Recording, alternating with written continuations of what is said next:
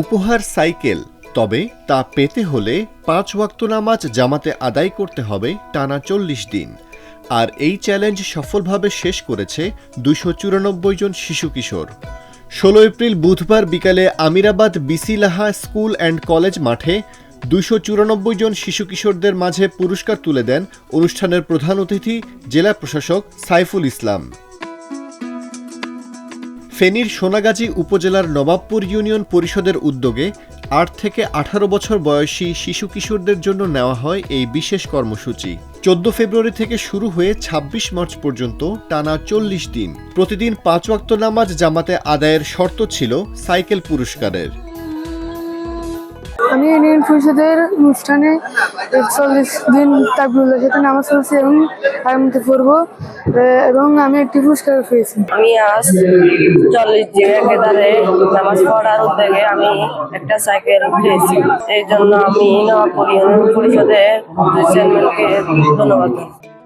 পুরস্কার বিতরণ অনুষ্ঠানে প্রধান অতিথি বলেন, 5 ওয়াক্ত নামাজ আদায়কারীকে আল্লাহ পুরস্কৃত করবেন। শিশু কিশোরদের নামাজে আগ্রহী করতে এমন উদ্যোগ প্রশংসনীয়। তরুণ প্রজন্মকে যদি আমরা এই সকল কাজে যদি এনগেজ করতে পারি, তাহলে যে মাদকের যে কালো থাবা আছে এবং এর পাশাপাশি যে অন্যান্য যে খারাপ কাজ আছে তা থেকে আমাদের তরুণ প্রজন্মকে আমরা দূরে রাখতে পারবো এবং আগামী দিনে বাংলাদেশকে নেতৃত্ব দিতে একটা দক্ষ জনগোষ্ঠী আমরা সৃষ্টি করতে সক্ষম হব। আমাদের চেয়ারম্যান মহোদয়ের কাছ থেকে শুনলাম যে প্রায় 700-রও বেশি প্রতিযোগী সেখানে অংশগ্রহণ করেছে এবং কেরাতে 100 বেশি প্রতিযোগী অংশগ্রহণ করেছে। এটি আসলে আমাদের শিক্ষার্থীদের কাছ থেকে একটি ব্যাপক সাড়া ছিল, সেটা আমি মনে করি। সব জায়গাতে এই ধরনের আয়োজনগুলো আরো বেশি বেশি করে করা হবে, আমাদের তরুণ প্রজন্মকে সঠিক শিক্ষা দিয়ে গড়ে তুলতে পারে। নবাবপুর ইউনিয়ন পরিষদের চেয়ারম্যান জহিরুল আলম জানান, সবার উদ্যোগে ও পরিষদের আয়োজনে কিশোরদের নামাজে উদ্বুদ্ধ করতে এই আয়োজন।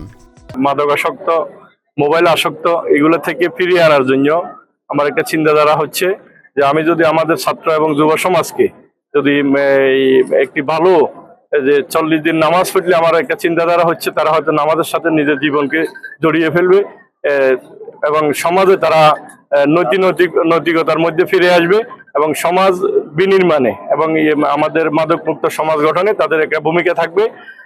এই চিন্তাধারা থেকে আমার এই উদ্যোগ। যেখানে থাকে সদিচ্ছা, সেখানে অসাধ্যও হয়ে ওঠে সাধন। শিশু কিশোরদের যেন মোবাইল আসক্তি, মাদক, ইফটিজিং আর সামাজিক অবক্ষয় থেকে দূরে রাখা যায়, সেই লক্ষ্যে নেওয়া এমন কর্মসূচি দেশের অন্যান্য স্থানেও হওয়া দরকার বলছেন আয়োজকরা।